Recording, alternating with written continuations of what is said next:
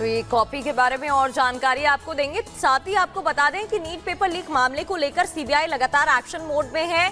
जितने भी राज्यों के नाम अब सामने आ रहे हैं, यहाँ से लोग शामिल जितने बताए जा रहे हैं, यहाँ तक कि मसूरी तक अब कड़ी पहुंच चुकी है, वहां से भी नाम सामने आया है जिससे पूछताछ हो रही है। इसके अलावा कई आरोपी गिरफ्तार करने के बाद सीबीआई ने रिमांड पर लिए हैं, उनसे पूछताछ होगी और पूरे मामले पर सियासत भी गर्माती हुई दिखाई दे रही है। विपक्ष घेरने की कोशिश कर रहा है। क्या है पूरा मामला, देखिए रिपोर्ट।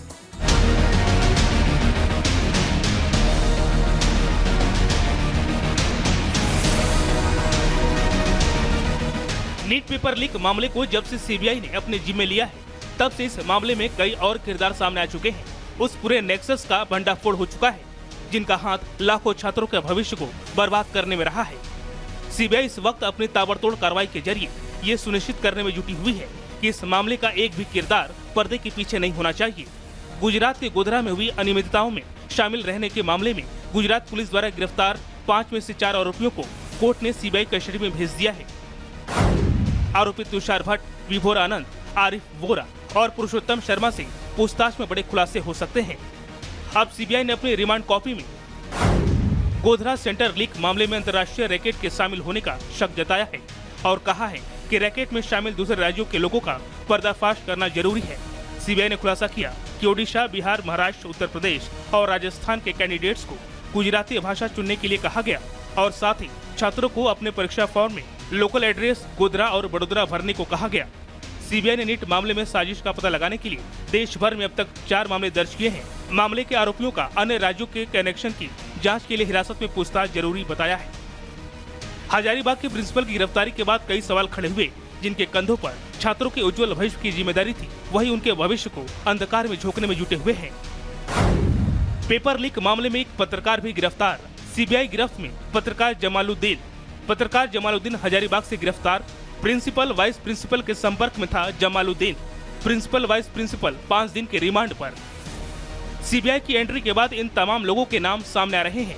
लगातार एक्शन के बाद हजारीबाग के ओएसिस स्कूल के प्रिंसिपल और डिप्टी प्रिंसिपल इम्तियाज को लंबी पूछताछ के बाद गिरफ्तार किया था। प्रिंसिपल एहसानुल हक की कॉल डिटेल खंगालने पर पत्रकार जमालुद्दीन की गिरफ्तारी हुई, जिसका सीधा कनेक्शन पेपर लीक से जुड़ा हुआ है। नीट पेपर लीक मामले में रोज नए खुलासे हो रहे हैं और जब से सीबीआई ने इस केस को हैंडओवर लिया है, उसके बाद लगातार सीबीआई एक्शन में। एक तरफ सीबीआई अलग अलग टीम बनाकर जगह जगह छापेमारी कर रही है, जगह जगह मुआयना कर रही है, तो दूसरी तरफ अलग टीम जो है उन लोगों से पूछताछ कर रही है जो इस मामले में संदेह के घेरे में। सीबीआई ने अब तक इस मामले में कुल 5 लोगों को गिरफ्तार किया। 2 लोगों की गिरफ्तारी पटना से हुई, जबकि 3 लोगों की गिरफ्तारी झारखंड के हजारीबाग से हुई। पहले ही सीबीआई ने 2 लोगों को गिरफ्तार किया था। उन 2 लोगों को सीबीआई दफ्तर में लाकर उनसे पूछताछ की जा रही है, जबकि 3 लोगों की जो गिरफ्तारी हजारीबाग से हुई, उनको अब रिमांड पर लेकर सीबीआई पूछताछ करने वाली है। एक के बाद एक कई खुलासे हो रहे हैं। सीबीआई अलग अलग टीमों पर मुआयना कर रही है। कई टीमें बनाकर सीबीआई किंगपिन तक पहुंचने के लिए हर मुमकिन कोशिश कर रही है और इसी कड़ी में उन लोगों को भी ढूंढा जा रहा है जो इस कड़ी में कहीं ना कहीं मददगार साबित हुए थे।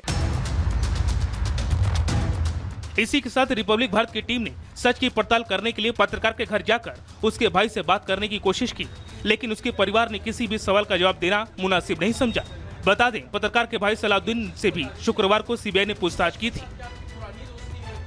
सलाउद्दीन वगैरह को क्या अरेस्ट किया गया है? नहीं, सलाउद्दीन तो बचा होगा।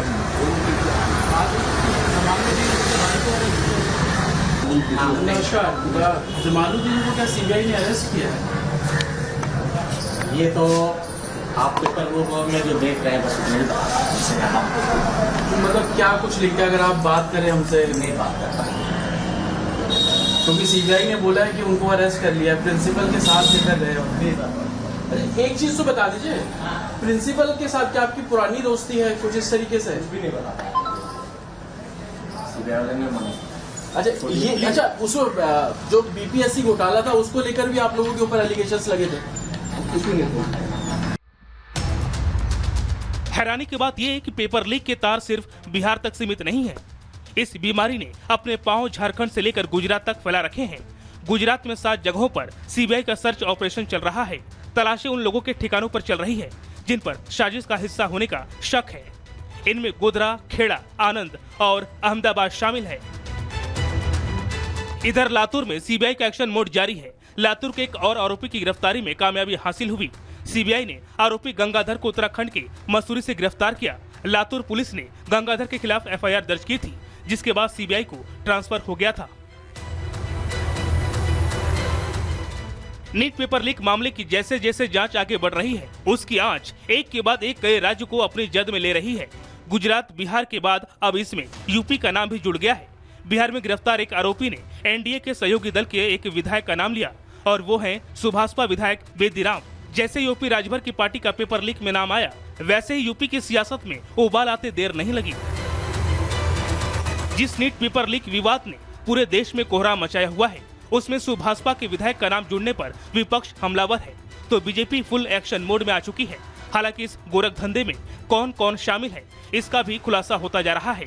सीबीआई की कार्रवाई बता रही है कि जल्द ही मास्टरमाइंड संजीव मुखिया भी सलाखों के पीछे होगा। Bureau report, Republic Bharat.